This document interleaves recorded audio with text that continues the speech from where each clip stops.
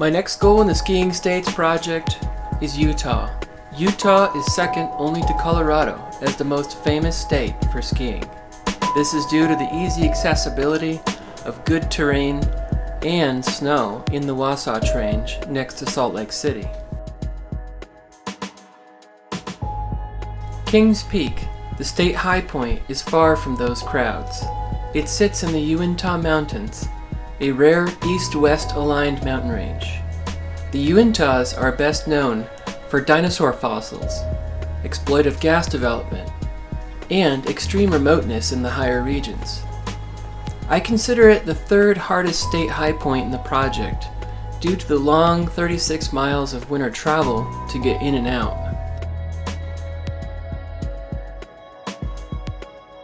Navigation skills, knowing your equipment, and fitness need to be well tuned beforehand to do this safely. It is here in the Wasatch Range that Larry and Steve Swanson moved in the late 1950s. And by the 70s, they decided to take their mountaineering and skiing skills learned in the Swiss Alps, Wyoming, Peru, and other places to launch beyond the Wasatch to the wilder Uintas. Since 1974, they've been leading trips to ski Kings Peak every year with the Wasatch Mountain Club. The hardcore early trips involved light Nordic gear, deep snow, and more than the 36 miles of wilderness travel. Well, Kings Peak had been done sometimes I should say, in 2 days. And I have a friend, Tom Spencer, who used to keep track of that sort of thing, and we were pretty sure that people were starting to do these things, lots of peaks around the Uintas in a single day. And but anyway, that came to our attention probably after we did it in a 2-day trip in 1971. Then just about the next year we decided that we really could do this thing in a day if we really got an early start and went light, and be a real long day. But it was the middle of February. A lot of deep snow. And very cold. And as it turned out, the weather went bad on our way out, and it snowed, which caused us quite a dilemma in finding our way back to the car. Then, and we really don't know why, just a kind of a burst of enthusiasm or something, we thought this would be fun to make a club single-day trip out of it. And there was some skepticism in various quarters. Like me.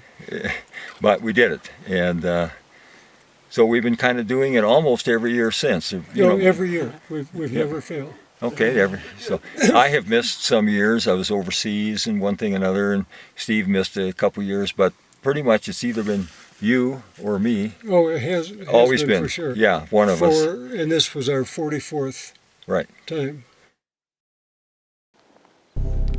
A day before the outing, under beautiful skies and total solitude in the vast wilderness, I pushed forward, and forward, and forward.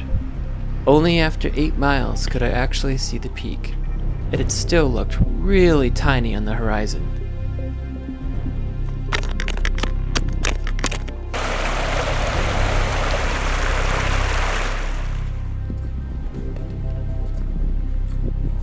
By the afternoon, the distance and heavy gear had taken its toll, and I was at the end.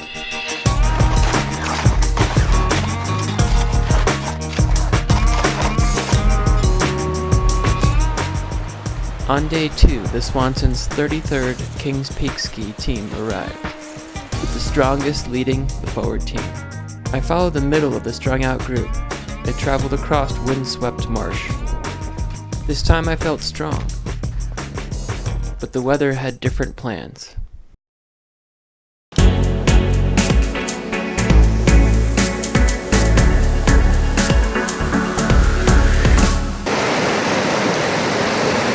Alright, here I am again at Kings Peak. This will be the second time, no, technically the third attempt and second trip to this mountain. I figured it would be, in summertime, it would be nice and warm.